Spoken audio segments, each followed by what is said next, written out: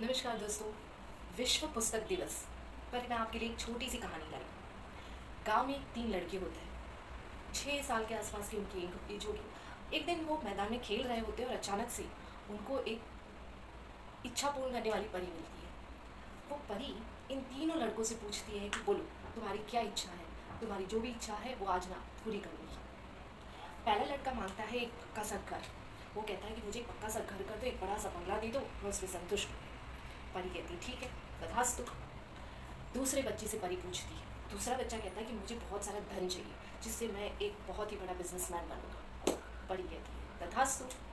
तीसरा बच्चा तीसरा बच्चा कहता है कि मुझे शिक्षा चाहिए, मुझे ज्ञान चाहिए, मुझे पढ़ना है, लिखना है। तो परी कहती है कि ठीक है, तुम बहुत पढ़ोगे, बहुत लिखोगे, तुम्हारी जितनी भी इच्छा है वो सारी पढ़ाई तुम कर पाओगे, और उसके लिए मैं मदद करूँगी स्कूल में फ़ीस भर।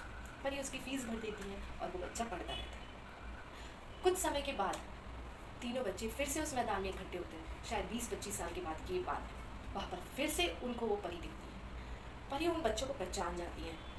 फिर वो उन बच्चों से पूछती है उनके हाल।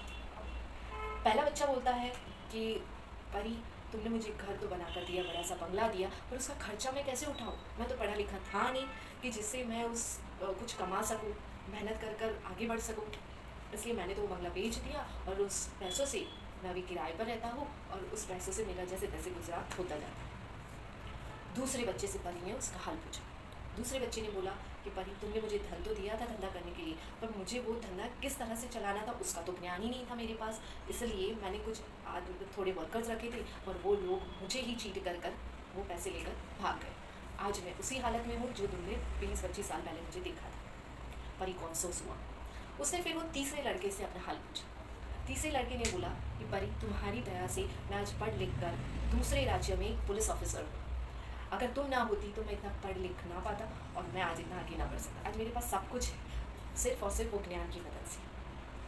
तभी परी ने सबको बोला कि देखो दोस्तों, यही होता है। अगर तुम दोनों लड़के पढ़े लिखे होते, शिक्षा होता, तुम्हारे पास ज्ञान होता, तो आज तुम सब कुछ कर पाते जिस तरह से ये तीसरे लड़के ने कर पाया। So the moral of the story है कि आपके पास बहुत सारी प्रॉपर्टी है, आप बहुत ही गुड लुकिंग हो, आपके दादा बाप दादा की जायदाद है आपके पास, पर आपके पास सूझबूझ नहीं है, आप पढ़े लिखे नहीं हो, तो उस प्रॉपर्टी, उस पैसों का सिर्फ आप खर्च कर रहे हो, उसमें से आप कुछ इनकम नहीं लाने वाले, वो सिर्फ जावक ही होगी, आवक कुछ भी नहीं होगा।